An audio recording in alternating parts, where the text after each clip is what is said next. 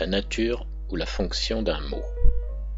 Il faut bien distinguer la nature et la fonction d'un mot. C'est ce que nous allons étudier aujourd'hui. Chaque mot a une identité. En linguistique, on l'appelle la nature. Selon leur nature, les mots se partagent deux catégories. Les mots variables, le nom, le déterminant,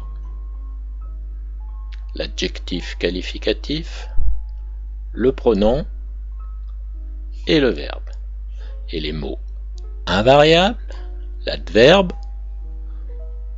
la préposition et les conjonctions sont les principaux. Dans la phrase « Le petit chien mange tranquillement son os quand il est dérangé par un énorme cabot », le est le déterminant, petit est l'adjectif qualificatif, chien est le nom, mange est le verbe, tranquillement est l'adverbe, quand est la conjonction, ici conjonction de subordination, il est le pronom, ici un pronom personnel, par est une préposition.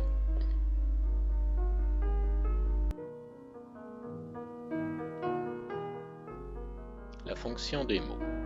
Chaque mot dans une phrase a un rôle à jouer, on l'appelle la fonction. Les principales fonctions sont le sujet du verbe, le complément du nom, le complément du verbe et l'attribut du sujet. Dans les phrases, le chien de berger mange un os, ce chien est vorace. Le chien de berger est le sujet du verbe, ici du verbe manger. Un os est le complément du verbe, ici il est complément d'objet direct.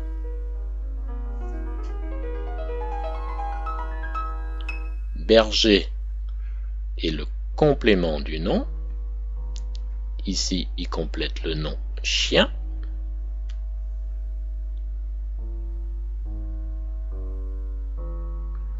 Vorace est l'attribut du sujet, ici le sujet chien.